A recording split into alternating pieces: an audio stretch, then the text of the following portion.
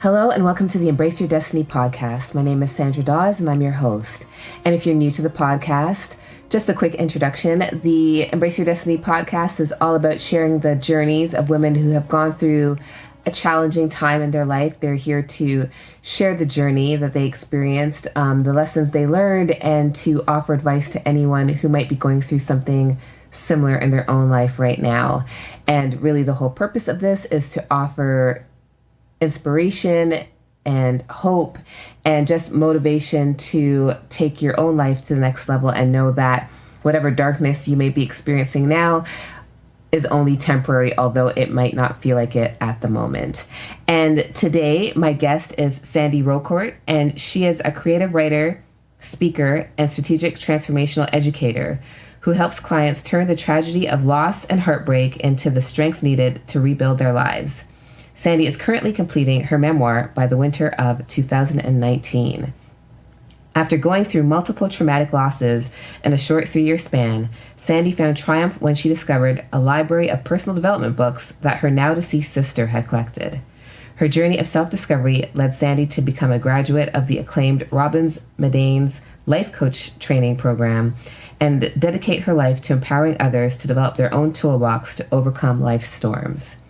Today, Sandy works with clients through group coaching and speaking engagements to teach you how to move beyond the pain of grief and loss in order to create happiness, build stronger relationships, and live with intention and fulfillment. So thank you so much for being my guest today, Sandy. So Sandy, why don't we start off with you sharing the piece of your journey that led you to where you are today? Sure, definitely. The journey started after, as you read my bio, thank you so much for that, started after the series of traumatic events that had happened to me, but it really started when my father passed away. He was the last one that passed on, and I had 3 of my family members. Those are my close-knit family members. Where my mother passed away first, which was on 2013 from pancreatic cancer. And then 11 months later was my sister. She passed away from breast cancer. And 3 months after my sister, then my father passed away from a heart attack. And I felt like that was he would just die from a broken heart. And after my father died, I did go through these trials and tribulations of darkness, despair, loneliness, heartbreak, emotional distress, because this was such a long journey for me, a long set of hurtfulness that I did not understand. I did not know who ever experienced something like that. And it was just me alone to create a new life for me without having any of my family members. Right. Yeah, to lose 3, like your mom, your sister, and your dad back to back to back has got to be soul crushing. Oh, of course. I mean, out of nowhere, it was like, who's been there? Who can I talk to talk about? Right. Yeah. Has anyone gone through that? I checked. I even went online and I said, did anyone ever went through this tragedy?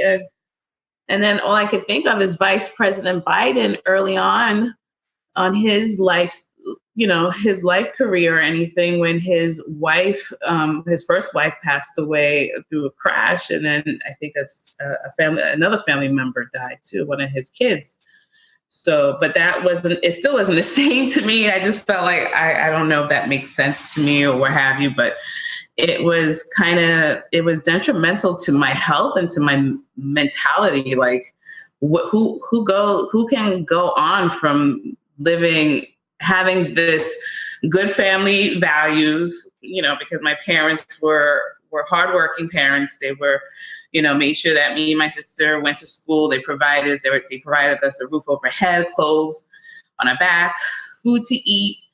And to go from that to now not having anyone anymore was really hurtful. And And I did go through my darkest hour, not the darkest hour, but it took a whole year and a half to really overcome this issue of alcoholism and attempted suicide. I mean, that's one of the things that drew me to just say, why would I want to stay in this world when no one cares at this point? You know, does anyone have any concern about me making the change? Does anyone want to help me? I mean, it was a process, and it was scary.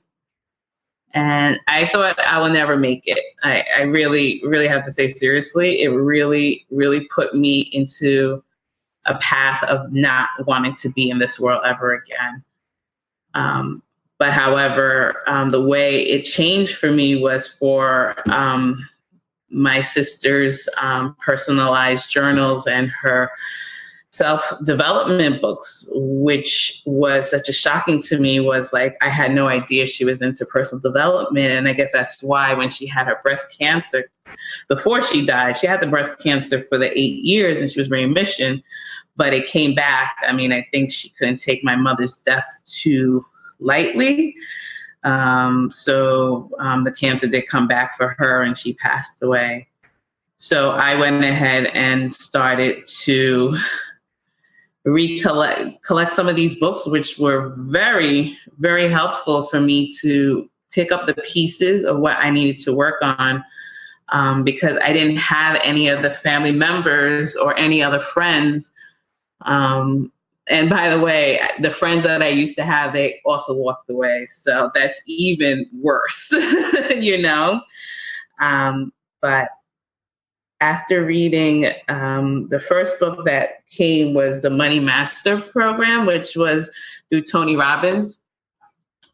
And the Money Masters really shed the light for me to really get down and dirty and understand the financial burdens that I had acquired. And I needed to go ahead and make some changes in the financial world and make sure that my dad's attorney was available, you know, because he was available. He was ready for me to work with him, but he didn't know what I was doing. So he locked everything up. Like all the financial stuff was all locked away or anything for me. So I couldn't touch anything at the moment, even though I'm above age, I should take it. Right. But thankfully he did lock it. He locked me out of it, which was okay. I mean, that was just a message for me to really, really dig deep and really know what I needed to work on. Right. And get yourself in order.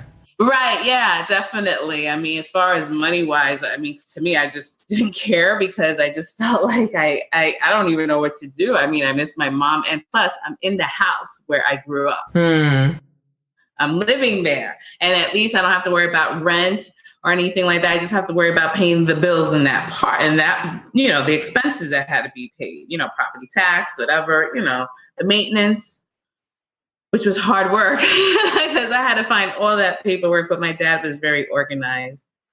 So reading the book, which is a 400-page book, took me to the next level of learning how to manage my money wisely. And that was my first step in opening up about budgeting and wising. I mean, I was still closed, but I was just closed-minded to anyone that I didn't share anything to anybody right now because I just felt like this is my work and I needed to do it on my own and figure it out on my own. And I have to say, books really do save you. You know, instead of TV, because, you know, with all the political noise that's going on, you'd be surprised how books really do make a change in your life, because it did. It really made me open up and understand that I do have a second chance in life and to take the initiative to do better with my life. Yeah, I would say that I can testify to that as well, because books really helped me out of my own dark night of the soul after losing my dad and having issues with my mom afterwards and all that stuff. It was, what helped me to believe that there was light at the end of the tunnel, because I was, I'm sure, much like you, in a very dark place. Mm-hmm. And so when you're in that place, you don't think that there's any way out of it. It takes time. And I think sometimes just exhaustion with being in that dark place, you know, like you haven't seen the light in such a long time, but you miss it. And, Yes. you know, and you want to feel a little bit of that again. So you're just reaching for a better feeling, and knowing that that's not going to go from being extremely depressed to being overjoyed all the time, but just trying to find a way out of it step by step. Yes, I agree. I mean, I was at my darkest hour. I mean, I know I said hour. It's not an hour. It's actually a year and a half. Right. Yes. It was a long time. Yeah, it's a long time, Sandra. And I can't believe how much has changed throughout this journey for me, because I'm still standing here and, without my family members, and I'm doing a lot on my own. And it's been an up and down emotional. I've been having those emotional patterns doing all the work, and sometimes I cry for help, and I ask for help, and I do the best I can and everything. And when I do ask for help, I find that they can't do it for me, and I do. And I've done, I have asked around for people for support, but they weren't available. They weren't available for my emotional needs. And that was hurtful even, Yeah, I get that too, because, grief is it's such a different beast. You know what I mean? And I think until you experience that kind of loss for yourself, it's very hard to empathize in a deep way with someone else who's going through that. Do you know what I mean? Because you can say all the cliches about, everything happens for a reason and this too shall pass and all this other stuff. But until you've really gone through it, you can't really be there. And I think the way that people who are going through it really need, you know what I mean? Because sometimes it's not about hearing comforting words. It's just about filling that space, just being there so that you don't feel so isolated and so alone. Yes, it's true. No, it's true. I mean, that I really felt really alone for the last year and a half, and it was really hard work, and really getting to understand that I have a purpose in life, because drinking alcohol was just a temporary setback, for us to hide our feelings, because some of us do hide our pain. You don't want to share it because of shame, grief, shame, Right. Or you just want to numb yourself Right. from what you're feeling, right? And just pretend that for a minute or an hour, whatever, that reality doesn't exist. Exactly. That's what happened. I mean, it's a challenge, Sandra, I tell you. And I'm glad that we're having this discussion, because this has really allowed me to open up and share with others that you do have an opportunity to make a change in your life if you just take the time to look inside within and see what areas of emotional patterns that you can identify to overcome this grief, so that you can bring joy back into your life. Yeah. Because I think that when you're going through those dark times, the fact that you could ever experience joy again feels like such a far away thing. It is. It is. I didn't expect that I'll get it and everything. I mean, now as of today, now I'm feeling much better than ever. I feel awesome because I was able to do so much in such little time and get ready for a new adventure of my life in helping others. Now, because what happened is you have to go through these pain and suffering first before I can go ahead and help others. So that's what I had to go through. So I did some extensive personal development. I went through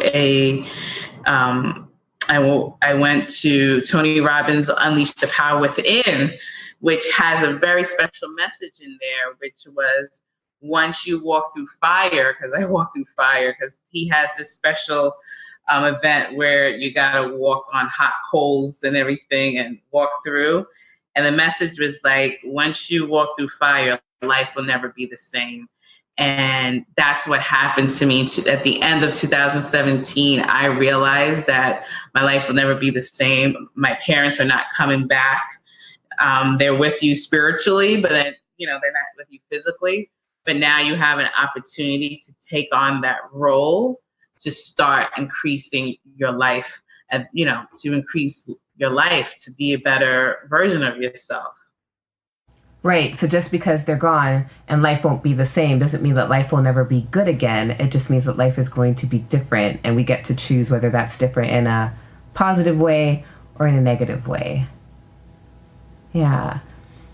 Sandy, what would you say is the biggest lesson that you've learned from this experience?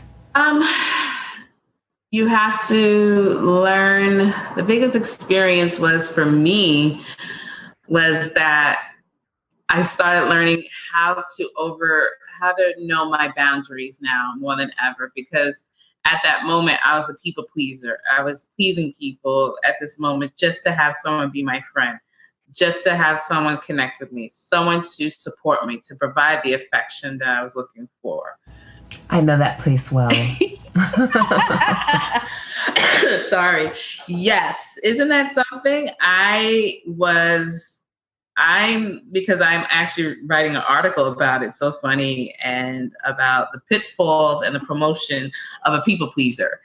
And that was something I really have to take that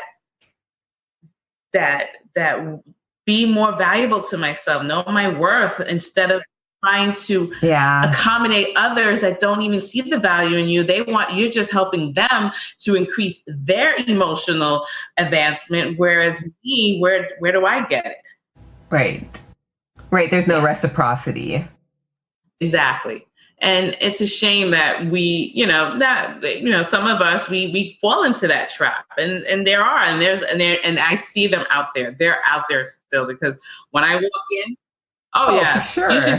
I'm watching some of these, and some of the women out there too, they are doing so much work just to have the significance, to have that hardness.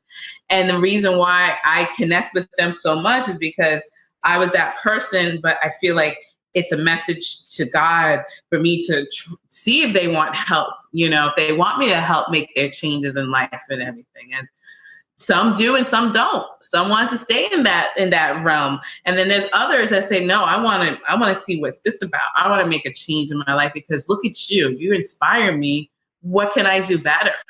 So. Yeah, I think it was T.D. Jakes that I heard say one time that a relationship without reciprocity is doomed to die. Yes, that's so good.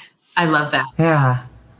I think that's something that, especially as women, that we need to take heed to, right? That I think that sometimes we can give and give and give and just not have anything left for ourselves. And then we're left in a place of being overwhelmed, frustrated, and often resentful for doing things that we think is supposed to make other people happy, but we don't get any of the positive feedback. We don't get any appreciation for it. It's kind of taken for granted. Oh yeah. I learned, because the people that I pleased the most was my mom, because my mom, I pleased her all the time. Because you know why? Because she gave the love and affection back to me. And I would never run away from her or anything like that, because even the friends that used to be my friends, they said, wow, you have such a close bond with your mom, because some women don't have that close bond with my mom, but I do, because whenever my mom says, let's do this, I'm going to go with her, because guess what? She was my road dog. You know what I'm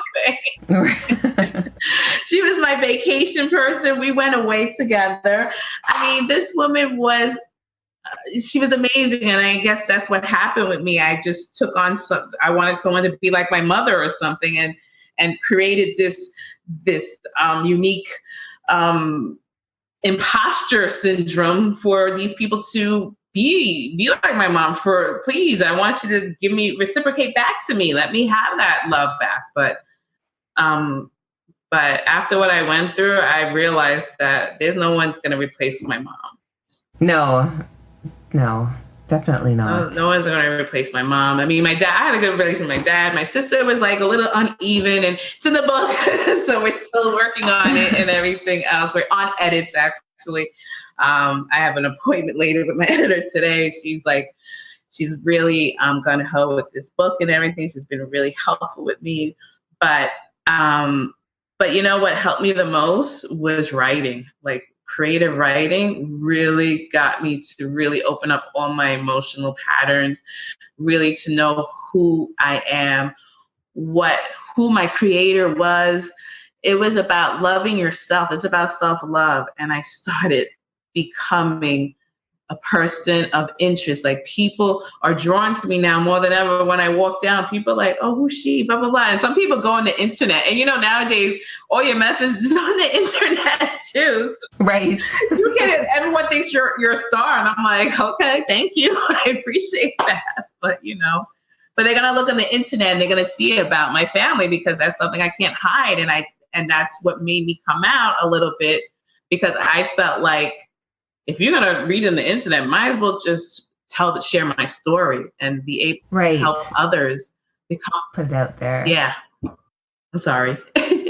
No, that's okay. Sandy, what advice would you give to somebody who's going through that grieving process right now? They've lost family members and they're struggling.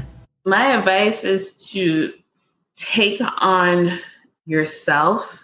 Look at yourself, take a look at yourself in the mirror, and really talk to yourself and really look deep within, look into your core, and really say to yourself, am I worth being in this earth? What is my purpose in this world? And then write it down, because that's what happened with me. I started writing a lot. Like, writing became a habit for me. That's why I blogged. And now I'm writing a book, which is exciting. And then I did a coaching, and now I'm ready to coach others, educate others on how to build your strength from within, because it's all about your inner strength. And that's what happened with me. I started looking within instead of the exterior, because in the exterior, people are always going to judge you anyway, right? Right. Which is like, why you're judging me? You have no idea what I've been through, And I just feel like the people that ask me, how did you overcome it? I just, I tell them it's a simple process. I mean, yes, therapy, but it's also yourself to really, really look into your heart. That's what I did. And that's what I've been working on, was my heart. Who do I love the most? Yes, if you have family members, I understand you love your kids and everything, but did you get a chance to understand that who you are? You don't want to let anybody else take that power away from you. Because now that I become my own better version, I don't let anyone take that power away. And I think that's why some people don't want to hang out with me, because I have this strength of being that person who is strong and will say something to you that is truthful. And to me, I just said to myself, why doesn't anyone like the truth anymore? I thought people want the truth. No, it's like Jack Nicholson in A Few Good Men, right? You can't handle the truth. Yeah. It's like, why are we not? It's like, because to me, I just feel like I just come out and just say what I need to say. Because I'll tell you a little quick story. And I did mention about the internet. I went on a date, and it was an internet date, right? Those online dating thing, right? I don't even know why I did it, but you gave it a try. Let me give it a try, see what's it about. I went on this date, and, it seemed like it was a good fit for both of us or anything like that. But when I went on this date, it was unreal for me. So all of a sudden, we sat down, we talked and everything. Then he got into the story about what happened to your family out of the blue. Like, why would you ask me about the family when I just known you first time? I think it's just right. soon. Let's ease into that, shall we? Right. It's too soon. And so he had the audacity to tell me, and that's when I said, okay, I'm not mad at him, but I'm glad he's truthful, that he Google searched me. And I okay, got it. Thank you. And that was an eye opener for me to realize that I really need to work on myself, because to me, for you to find out about me, and plus you went on the internet and was able to get my first and last name and saw that I went through a hell of a tragedy. Right. And then push you for answers when, I mean, if you were comfortable with him, eventually that stuff would come out anyway. Oh, yeah. I was not even comfortable to tell him right away. I said to him, like, look, this is the first meeting. I think we're going to, and I wasn't trying, it's just that I accepted the truth that he went and said that to me, that he Google searched me. And I thought guys don't do that. I said, guys Google search now? I thought they were just like la-di-da, la-di-da. They were just visual creatures, you know, but I said to myself, I was wrong. And you know what? It's fine. He gave me. And so that's why I just feel like when that happened to me, I just feel like I took it in so quietly and nicely and humbled myself about it. But I didn't pursue him because I just felt like it was not the perfect time for me to discuss that with him, you know, because this is something that's, I'm cleansing my system. I'm doing rituals and everything. And then ever since then, I don't do online dating. I just meet people face to face. But even in that world, it's still a little challenging also too. But I said to myself, you know what? I'm going to just continue on working on myself. And that's what I want people to do, because at the end of the day, it works. It helps because people see a light on you all the time when you shine, especially when I'm walking around, people are smiling at me. Hello, how you doing? You know, what's going on with you? So it's really a good tip for me to let people know that if they can just look at themselves within and really take a deep dive into their inner self. Yeah. And I think the only thing I would add to that from my own personal experience is that you just have to be patient with yourself in the grieving process, because, you know, there are going to be people who are like, okay, that happened 6 months ago. Aren't you over it yet? And, you know, for some people, they can heal quicker from the grief, and others need a little bit more time with it. So sit with it for as long as you need to. And you'll know when it's time to move on, because if you're not feeling comfortable anymore, if you're feeling that grief and it's making you upset, it's not helping you to function anymore, then you need to find a way to move forward from it. Not to say that you're not going to miss your loved one anymore or have memories or sad moments, because I think that those will always be a part of your life after someone passes. I know that my father passed away, it'll be 14 years in November since he passed. And I can't watch an episode of This Is Us without getting a little misty-eyed. I can't function through Father's Day without, you know, being sad about the fact he's not here anymore. There are lots. His birthday is still a challenge for me. So I think that there's always going to be difficult moments once you lose a loved one. But I think the point is to get to a point in your life where that grief isn't swallowing you whole.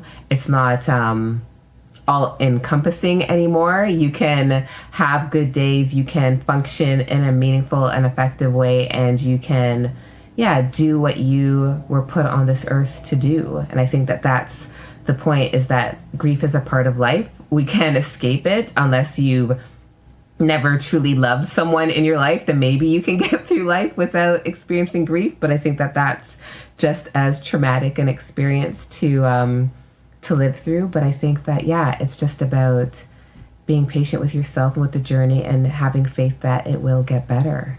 Yeah, I agree. I mean, it's about, that's what happened to me. That's also too, I meant to say that too. Thank you so much for that. It's all about patience and healing, because grief is not, oh, you're not over it yet. No, hello, get away from me, you know? Right. No, get away. If you don't understand it, then leave. You're not in my world, and you're not part of my inner tribe, because that's what I'm learning about whose my inner tribe is, who who needs to be let go or what happens. Not let go, but I will embrace the love for them anyway, no matter what. Even though we're not speaking or anything like that anymore, I will still shine a white light on them and just have them be gone with their own personal lives. Because in the end, I'm in my own personal journey, and they did nothing but the best and did what they did. I am grateful for what they did. I have to say. Yeah. There's nothing wrong with loving people from a distance. Yes, that is true. That is true, because that's how I feel about my parents. Because I'm like, right. But I get it. Sandy, thank you so much for sharing your journey and the lessons you've learned, and offering advice for somebody who may be going through something similar in their own life. Any final thoughts before we wrap up? Just to let everyone know that it's a journey, and to continue on this journey of your path to healing. Because healing is not time sensitive, it's not date sensitive or whatever. It's not going to be, when is this going to be over? No, it's about no expiry date. Yeah, no expired date. It's about taking the time to heal and heal on your own, and take that push and build upon it, because it's all about healing your mind and your soul and your body. But thank you so much for this. I really appreciate it, and I hope it help other of your listeners of what I've been through, and hopefully they can make their necessary changes of their life. Yes. So for those of you listening, if you want to learn more about Sandy and find out where you can reach her and see what she's up to, you can head back to the show notes, and there will be links to her website as well as her social media profiles, and so you can check her out there. And again, thank you so much, Sandy, for your time and sharing your wisdom and experiences. Bye, everyone. Take care. And guys, we will see you next week. Have an awesome day.